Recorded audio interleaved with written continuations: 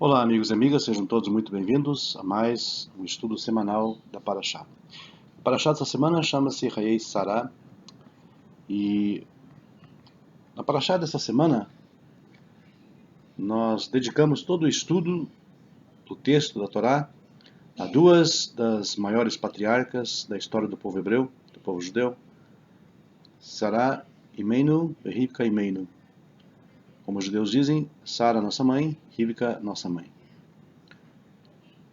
Essas duas mulheres com suas nobres virtudes ocupam o primeiro plano na galeria das mais famosas mulheres judias, às quais o rei Salomão dedica o último capítulo do seu livro, Mishlei, livro de Provérbios, aquele que é recitado pelos judeus a cada Shabat, todas as noites de Shabat, em honra às suas mães e esposas.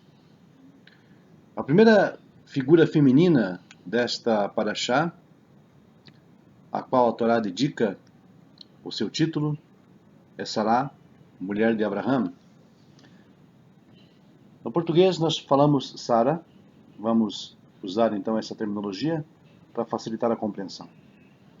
Sara não foi somente uma fiel e devota companheira do seu marido, ajudando no cumprimento da sua difícil missão, da divulgação da ideia do ideal monoteísta de um único Deus num ambiente hostil, cheio de idolatrias. Os comentaristas desta Parashá e o texto do Midrash sublinham e fazem ressaltar as suas magníficas qualidades de mãe judia. Aquela altruísta mãe que renuncia a tudo pelo bem do seu filho e que o aceita com agrado todas as suas privações pela felicidade do seu filho, mesmo no caso dos maiores sacrifícios.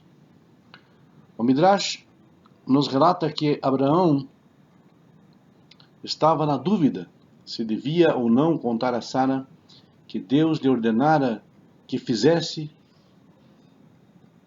algo diferente com o seu filho Isaac.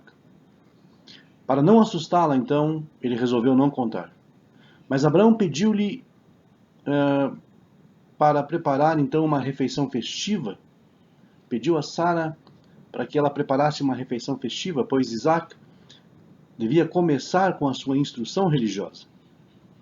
Durante a refeição, Abraão disse-lhe: "Você sabe, Sara, quando eu tinha apenas 3 anos, reconheci quem é o verdadeiro Criador do universo. Isaac já é um rapazinho e ainda não recebeu nenhuma instrução acerca disso. Como o lugar onde vivemos não tem condições apropriadas, não tem escolas, eu quero levar o nosso filho para um lugar um pouco distante daqui, e ali então ele vai receber uma boa educação." E Sara, essa boa mãe, não hesitou em separar-se do seu filho, do seu único filho. Abençoou-o, com grande mágoa deixou que ele fosse com seu pai. A sua tristeza não impediu que Isaac recebesse uma boa educação. Vale a pena sofrer e esperar ansiosamente o regresso do filho. O principal é a educação, a sabedoria, a formação intelectual. E essa atitude de Sara serve através de gerações de exemplo a todas as mães que sacrificam os seus mais nobres sentimentos maternais, que trabalham duramente para que seus filhos então recebam uma boa educação e se aprofundem nos ensinamentos seculares e também da Torá. A segunda figura feminina desta Parashá é Rebeca, esposa de Isaac. Deus abençoou Abraão com tudo aquilo que o coração humano pode desejar. Mas um único problema o preocupava de forma tremenda. Ele queria que o seu filho se casasse com uma moça digna, capaz de conservar a tradição patriarcal da sua casa. E Abraão, que tanto suportou e tanto lutou para que os homens do seu tempo reconhecessem o Deus único, não podia de maneira alguma admitir que o seu amado filho Isaque casasse com alguém que não reconhecesse a Deus. A Torá não menciona uma única palavra sobre as condições físicas ou materiais daquela que deveria ser a sua futura nora. Abraão não exigiu nada do seu servo acerca disso. Eliezer, então, deveria ir à procura de uma rainha da beleza. Abraão não exigiu isso. Ou de uma moça com grande dote, também não. Nada disso está mencionado na Torá. Eliezer, pela convivência de tantos anos com Abraão e a sua família, sabia perfeitamente qual perfil de moça que seria digna de ser aceita como a mulher de Isaac. A cena do encontro de Eliezer com Rebeca, junto ao poço de água, é belíssima e comovente. E quando Eliezer se dirige a Rebeca com o pedido: abaixa, por favor, o teu cântaro para que eu possa matar a minha sede, Rebeca responde espontaneamente: beba você e também os seus camelos, eu darei de bebê-los. Neste momento, Eliezer já não pôde esconder a sua emoção e exclama: esta é aquela que merece entrar na casa do meu patrão. Ela foi destinada por Deus. Eliezer reconhece então, imediatamente, que aquela mocinha possui uma virtude tão bela, um caráter tão nobre, que só dificilmente se poderia encontrar outra igual.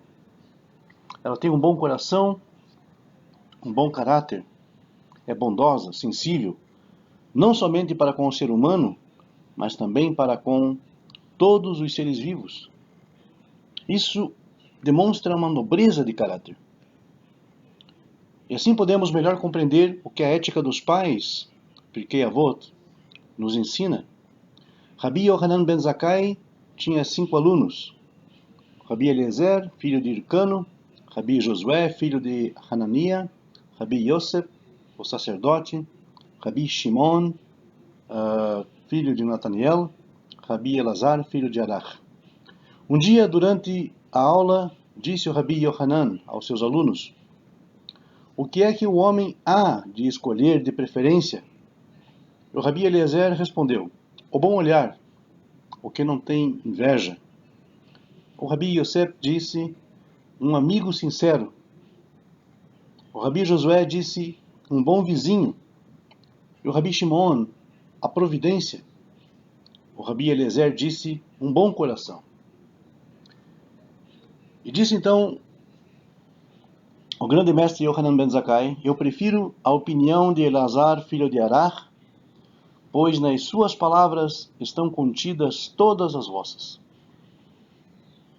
Não há coisa mais bela e mais admirável do que a bondade. Esta virtude deve orientar os nossos pensamentos e as nossas ações. Só ela realmente enobrece o caráter humano. E o texto da nossa paraxá fala o seguinte acerca da vida de Sara. Vaihiu hayei Sara meia shana ve'ezrim shana ve'sheva shanim shnei hayei Sara.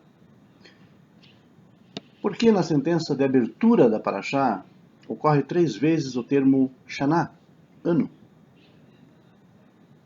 Porque durante todos esses 127 anos da sua vida, Sara não perdeu nada, nem em beleza e ainda menos em nobres virtudes.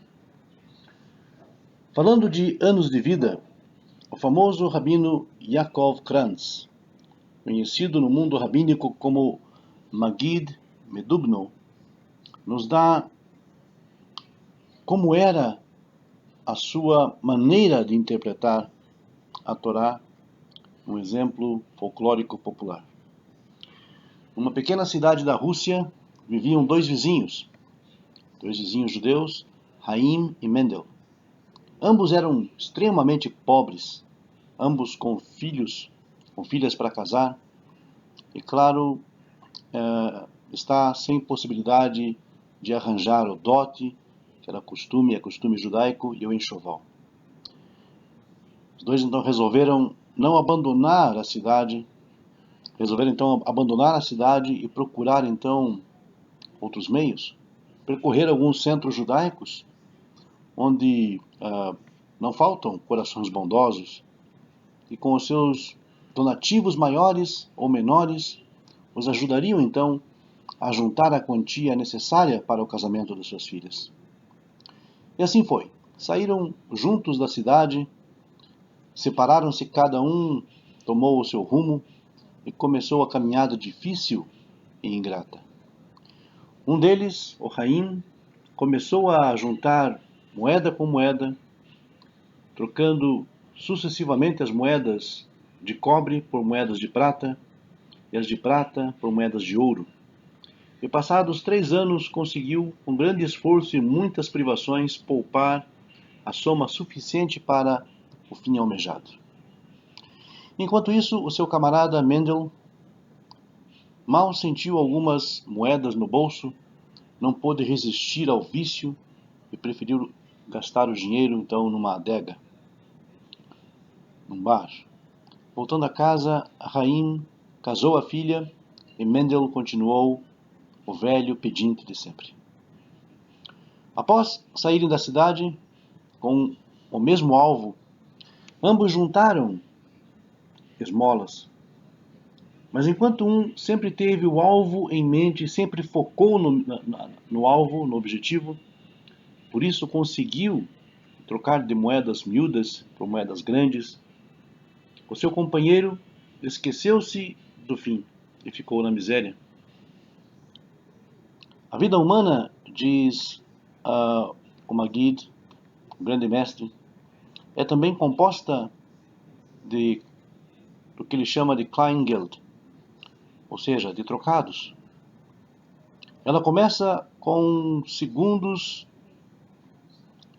estes se convertem em minutos, os minutos se transformam em horas, depois as horas se transformam em dias, semanas, meses, finalmente em anos. Aquele que vive com ponderação e aspira a um alvo, leva uma vida como a do primeiro pobre desta história. Troca os segundos em minutos e assim sucessivamente, e quando chega um ano, ele está na posse de um ano inteiro, cheio, ao qual não falta nada. E quando chega a hora de voltar a casa, isto é, o momento de sair desse mundo, os seus anos foram cheios de substância, anos profícuos. Mas há gente também que leva uma vida igual à do segundo pobre, que não sabe e não quer juntar os segundos, os minutos e assim por diante, e mesmo se já alcançaram 70 ou 80 anos, numericamente não tem nem 30, e muitas vezes nem 20, porque o passado com o qual o número deverá ser ocupado, deverá ser composto, já foi desperdiçado há muito tempo, dissipado com toda espécie de futilidades. Eles voltam então à casa de mãos vazias. O fim da sua vida era aquilo que se ouve tão frequentemente nesta era em que vivemos: matar o tempo. Esta, diz o Maggid, é a explicação de por que, quando a Torá fala dos anos da vida de Sara, a Torá repete uma única sentença 3 vezes, a palavra Shana. O algarismo maior da sua vida, o 100, o número 100, era composto pelo número menor, o 20, e este pelo 7, isto é, ela morreu com 127 anos cheios, harmoniosos, coerentes, dedicados a dois ideais destacados, que era tornar-se uma mãe exemplar e uma companheira devota, compreensiva para com seu grande marido, que viu no ideal sublime de divulgar no seu ambiente pagão a existência de um único Deus e a missão mais sagrada da sua vida. E um marido que teve o privilégio de viver tantos anos ao lado de uma mulher tão virtuosa, deverá logicamente preocupar-se com o futuro do filho que esta mulher lhe dera. Filho que, conforme a promessa divina, deveria herdar não só a grande fortuna de Abraão, a fortuna material do seu pai, porque do ponto de vista ético judaico, a parte material foi e será secundária. Mas também porque nós nunca avaliamos o homem pela sua conta corrente, pela sua poupança, pelo que ele tem no banco, mas exclusivamente pelas suas boas ações, pelas suas virtudes morais, éticas, pela nobreza do seu caráter, pela sua maneira de agir e pela sua bagagem intelectual. Nós julgamos as pessoas primeiramente pela sua herança espiritual, por aquilo que ele traz, por aquilo que ele cultiva em termos de espiritualidade. Isso então garantiria a continuidade do povo e a concepção ética da semente de Abraão. E assim podemos compreender e devemos interpretar a súplica de Abraão ao seu devoto e fiel servo Eliezer, fazendo-o jurar que iria até uma cidade conhecida à procura de uma mulher digna para o seu filho Isaque. Esse diálogo entre Abraão e Eliezer é uma das cenas mais impressionantes desta paraxá. Já Abraão sabia que o pior que nos podia acontecer, ou que podia acontecer a eles, seria o casamento misto. Os piores e mais ferozes inimigos do povo judeu, do povo hebreu, não custaram tantos danos como muitas vezes os próprios filhos derivados de casamentos mistos. Isto é para Israel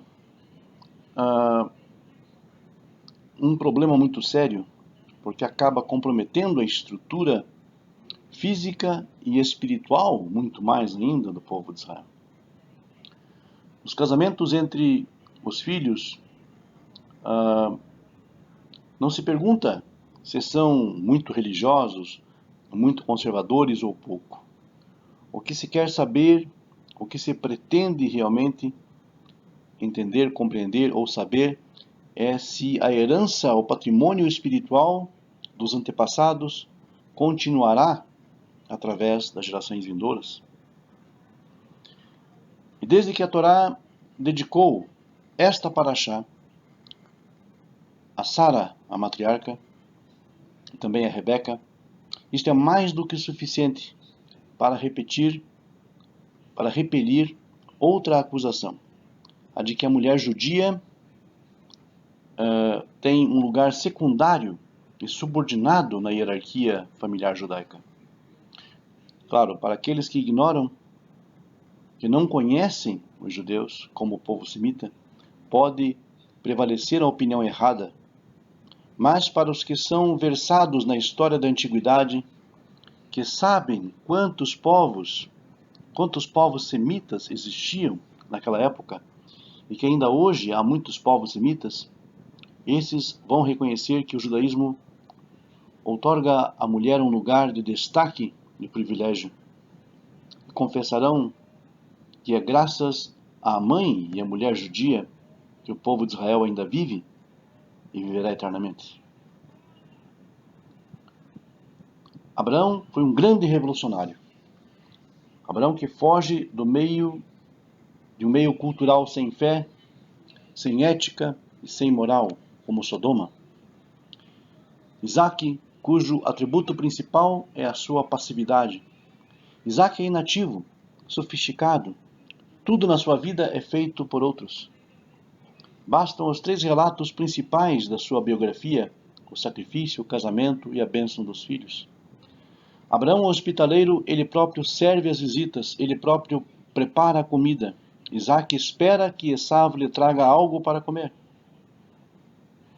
Abraão, toda a sua vida é uma página gloriosa de heroísmo, desde que deixou a casa paterna em Ur dos Caldeus, e a sua luta destemida com os reis, o desafio ao próprio pai, que fabricava ídolos,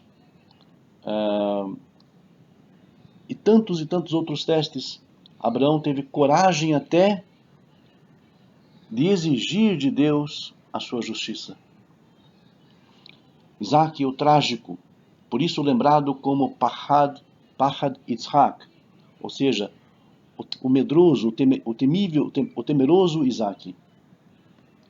A atribuição das 3 orações cotidianas aos 3 patriarcas que os judeus fazem corresponde aos seus caracteres e seus destinos. O caráter de Isaac, é a Minchá, que é a oração da tarde dos judeus, do verbo nahó, descansar, repousar. Não encontramos nele a coragem de Abraão, que se levanta de madrugada, Shachar, na aurora, para experimentar a maior provação de um ser humano, de um pai. Não encontramos em Isaac a luta heróica durante a noite, Erev, do terceiro pai. Os 3 episódios decisivos de que ele é levado a participar, prestes a ser sacrificado quando ainda jovem, o casamento, quando já era homem maduro, o engano na sua velhice, são os traços característicos de uma personalidade trágica. É claro que o mais impressionante episódio na vida de Isaac é a Akedah, o sacrifício, ou, mais corretamente, a amarração, o atamento de Isaac. A simplicidade da conversa entre pai e filho durante a longa caminhada até o Monte Moriá, quando o pai sabe quem será sacrificado, e o filho, na verdade, ainda está em dúvida, não sabe. Assim como não saberá quem será a sua esposa predestinada, assim como não saberá qual dos filhos ele está abençoando. A simplicidade do diálogo entre pai e filho é comovente. 3 palavras só, mas de uma profunda importância transcendental até. E andaram ambos juntos. Vayelchu shneichem yachdav. 2 vezes a mesma afirmação. E assim anda o povo de Israel com o seu Deus, através de sua grande e impressionante história. Assim subimos inúmeras vezes aos altares. Assim subiram várias vezes aos altares para serem sacrificados pelos seus ideais.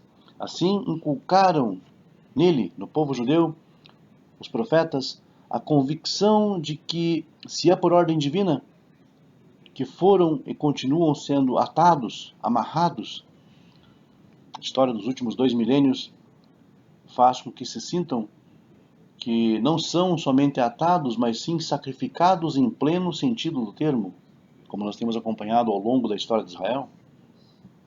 Virá o dia que, pela mesma ordem divina, o povo judeu ficará desatado, libertado dos sofrimentos e da opressão. Acontece que o medo predomina na consciência judaica, enquanto no seu subconsciente prevalece a confiança na eternidade de Israel. Mas acontece também ao contrário, e observamos fé e confiança como fatores predominantes, mas no fundo, na alma judaica, vive-se o mesmo medo do Yitzhak que foi atado. Acontece que muitas vezes os judeus elevam as ações por incumbência divina, como foi o caso de Abraão, ou por ordem da mãe, como fez o terceiro pai, Jacó. Mas acontece também, e infelizmente muitas vezes, que se deixam levar e guiar pela atitude do segundo pai. Então ficam deslumbrados, iludidos, e apelam à benevolência dos filhos e à bondade de um caçador, isto é, confiam demais em Esaú. E em tais circunstâncias, quando não possuem o espírito não conformista de Abraão, e tampouco a vontade combativa de Jacó, para encarar a luta com um outro homem, com as ideologias, nesses estados de inércia absoluta, evocam nas suas preces Zechor lanu akedat Yitzhak, recorda-te, ó Eterno, das graças aos méritos de Isaac. A imagem de Isaac fica muitas vezes presa ao arbusto trágico, mas ele próprio sai, ou fazem-no sair, do embaraço da vida, e o carneiro fica no lugar dele. E andavam ambos juntos, diz o texto da Torá.